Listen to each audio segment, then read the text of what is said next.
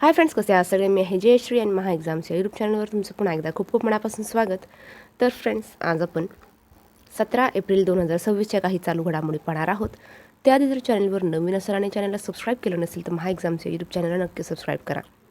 चला आता मग वळूयात आपल्याच्या विषयाकडे. तर भोपाळ प्रादेशिक पासपोर्ट कार्यालय हे दिव्यांग अर्जदारांसाठी ब्रेल लिपी आणि सांकेतिक भाषा सेवा सुरू करणारे भारतातील पहिले पासपोर्ट कार्यालय ठरलेले आहे. तेलंगणा राज्य सरकारने एप्रिल 2026मध्ये कर्करोगाला अधिसूचित आजार म्हणून अधिकृतपणे घोषित केलेले आहे.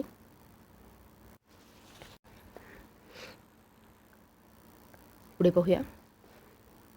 गुजरातच्या कच्छमधील मुद्रा बंदर हे भारताचे सर्वात मोठे वाहन निर्यात केंद्र बनलेले आहे. पंतप्रधान नरेंद्र मोदी यांच्या अध्यक्षतेखालील आर्थिक व्यवहार विषयक मंत्रिमंडळ समितीने अरुणाचल प्रदेशातील अंजॉ जिल्ह्यातील लोहित नदीवर 1200 मेगावॅट क्षमतेच्या कलाई 2 जलविद्युत प्रकल्पाला मंजुरी दिलेली आहे. पुढे पाहूया. मॉरिशसमध्ये 9वी हिंदी महासागर परिषद आयोजित करण्यात आली होती. थीम होती हिंद महासागर शासनासाठी सामूहिक कारभारी ही थीम होती. पुढे पाहूया. रग्बी प्रीमियर लीगची दुसरी आवृत्ती हैदराबाद शहरात आयोजित केली जाईल. उपराष्ट्रपती CP राधाकृष्णन यांनी नवी दिल्लीतील उपराष्ट्रपती भवनात भारतीय संविधानाची भारतीय राज्यघटनेची अद्ययावत आवृत्ती सिंधी भाषेत प्रकाशित केली. पुढे पाहूया.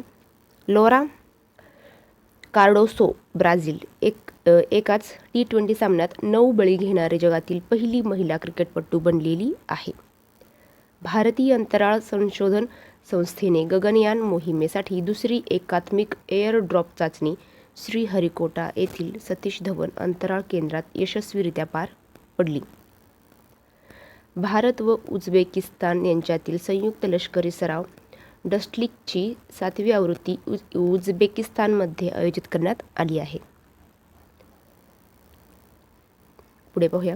शेतकऱ्यांचे उत्पन्न वाढविणे, आधुनिक तंत्रज्ञानाचा अवलंब व कृषी क्षेत्रातील नाविन्यपूर्ण प्रयोगांना प्रोत्साहन देण्यासाठी मध्य प्रदेशातील रायसेना येथे उन्नत कृषी महोत्सव मेळा 2026चे आयोजन करण्यात आले होते. भारतीय नौदलाच्या द्विवार्षिक कमांडर्स कॉन्फरन्स 2026ची पहिली आवृत्ती नवी दिल्लीतील नौसेना भवन येथे आयोजित करण्यात आली आहे. पुढे पाहूया. मंगोलियातील उलान बातार येथे आयोजित आशियाई बॉक्सिंग अजिंक्यपद स्पर्धा 2026मध्ये भारताच्या 21 वर्षीय विश्वनाथ सुरेश याने सुवर्णपदक जिंकले आहे. वरिष्ठ IFS अधिकारी प्रणय वर्मा यांची बेल्जियम व युरोपियन युनियनसाठी भारताचे नवीन राजदूत म्हणून नियुक्ती करण्यात आलेली आहे. इटलीच्या जानिक सिनरने मॉन्टे कार्ले मास्टर्स 2026चे विजेतेपद जिंकले आहे.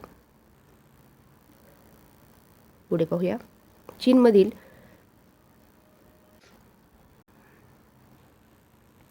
चीनमधील निंगबो येथे आयोजित बॅडमिंटन आशियाई अजिंक्यपद स्पर्धा 2026मध्ये भारताच्या 20 वर्षीय आयुष शेट्टी याने ऐतिहासिक रौप्य पदक जिंकले आहे.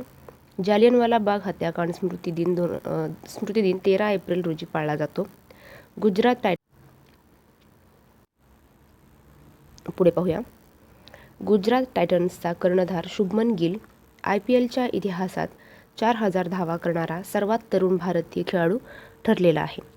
तर फ्रेंड्स, थांबूया इथेच. भेटूया पुढच्या व्हिडिओमध्ये. जय हिंद.